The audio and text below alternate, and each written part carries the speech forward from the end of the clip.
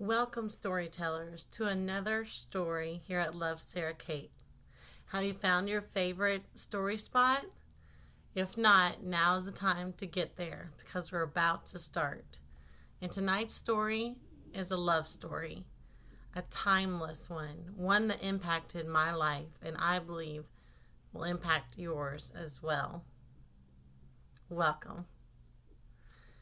Tonight, we're going to hear a story that started for me in seventh grade. And that feels so very long ago.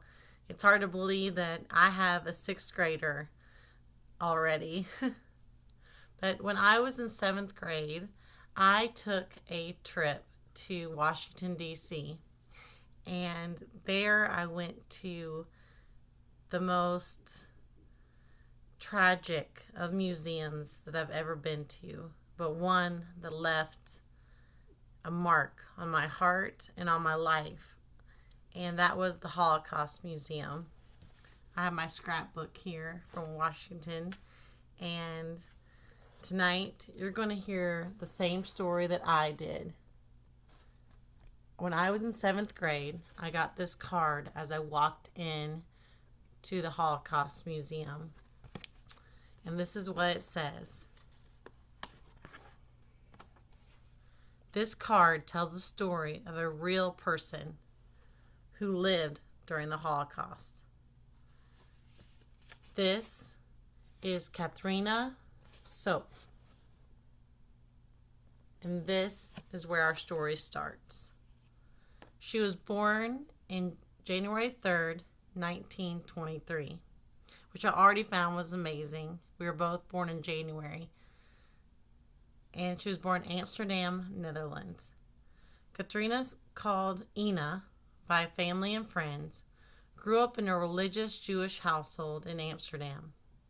Ina's father, a successful diamond manufacturer, was president of the Amsterdam Jewish community. Ina had one brother, Bino, and a sister, Josette. Please turn the page at the end of the fourth floor. You see, every floor was a chance to find out more of her story, but every floor revealed something so sad it's hard to put into words. All the shoes of lives lost, the hate, the evil that spilled over, the labeling, the dehumanizing, the images that will never leave my mind. And I thought of Ina in all that. This beautiful young girl. And I turned the page. 1933 to 39. On Sunday mornings and on Wednesday after my classes at an Amsterdam monastery school, I went to a private Jewish school where I studied Jewish history and Hebrew. My friends and I loved to meet in the evenings after we'd finish our homework to play records and chat. Then we went back home. We called each other up, and as if we'd been apart for months, we'd write letters to give to each other at school the next morning. Please turn the page at the end of the third floor. I once again took a deep breath. She was living life. She was doing great from those years. 1940 to 1944. The Germans invaded the Netherlands in May 1940. A few weeks later, I graduated from high school. My family was rounded up in 1943. We were taken to the Westerbork camp in the Netherlands, and 8 months later to the Bergen-Belsen concentration camp. In 1944, the Nazis decided to build a diamond industry there, using the connections of Jews who knew the business. Since my father manufactures diamonds, we weren't sent to death camps, and we stayed together as a family. When German defeat was apparent, the diamond plan was abandoned. Please turn the page at the second floor. For a split second on that page, I took a deep breath. They were all together. Even though they were going to the worst place possible, they were together. And I knew that was a rare thing until I read the word abandoned. As the Soviets advanced, Ina and other prisoners were loaded onto trains heading west, liberated en route by U.S. troops on April 13th, 1945. Ina immigrated to the United States in 1951. You guys, even as I read that right now, all these years later, I can still remember the feeling of relief when I read that last page, because the images that I was seeing,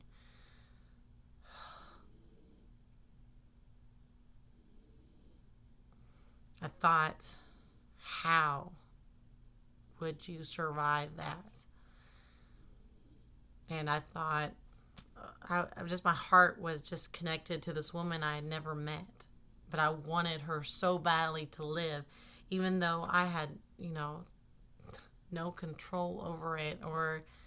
This was the past, but I still felt so connected with her, and I felt the relief when I read that sentence.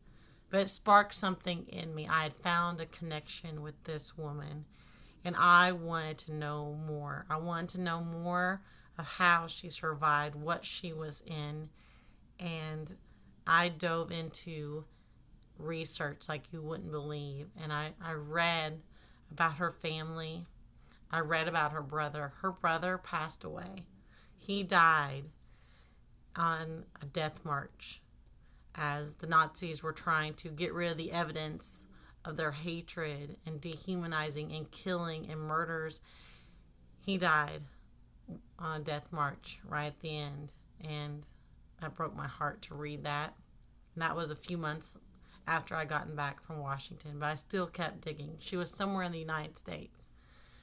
So I just kept finding small little bits. She was in New England, and I read little bits and pieces. The internet was still brand new, and we were still learning how to use it back then.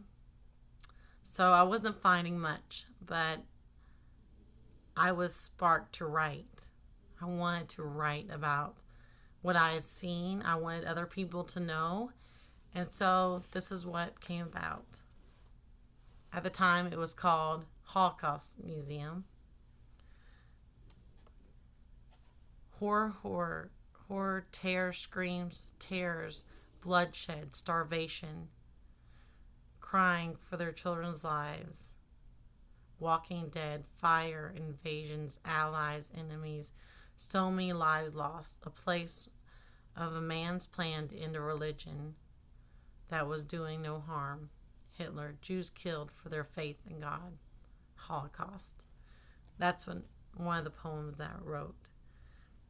Just the images like I was talking about. But this is the one that really talks about Ina.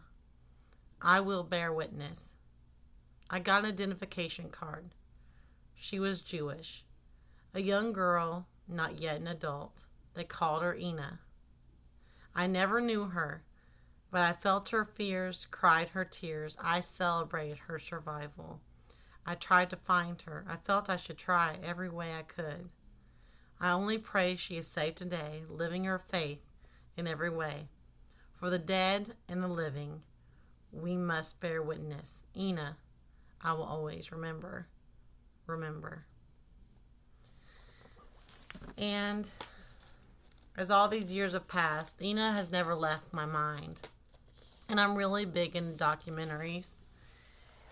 And I was on Netflix one night, and I saw this one that struck me because I had a pencil on it, and it had two people that seemed like they were from the 40s, so it struck me immediately.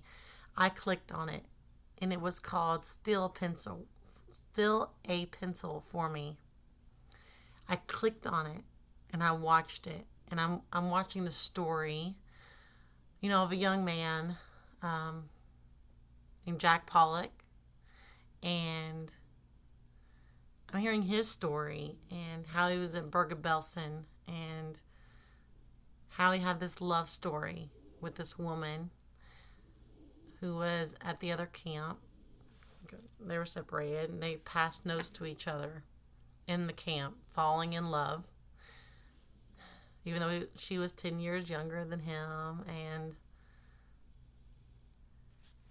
despite all those circumstances, they were passing notes. And my heart sank and was full all at the same time.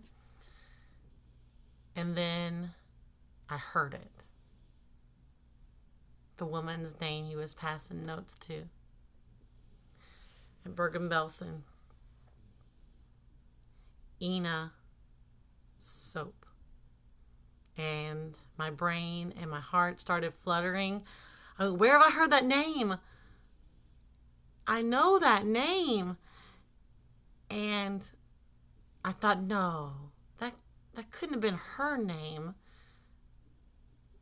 And I grabbed this.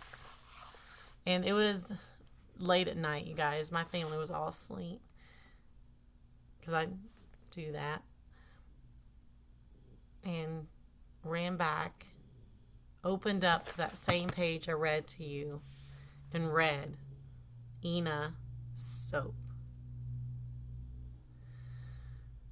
I cried uncontrollably. I just burst into tears. I found her. And there was her whole story laid out. And to top it all off, she got to have a love story in the middle of all this tragedy. Love won. Love won. They got married afterward and were married for many, many, many years.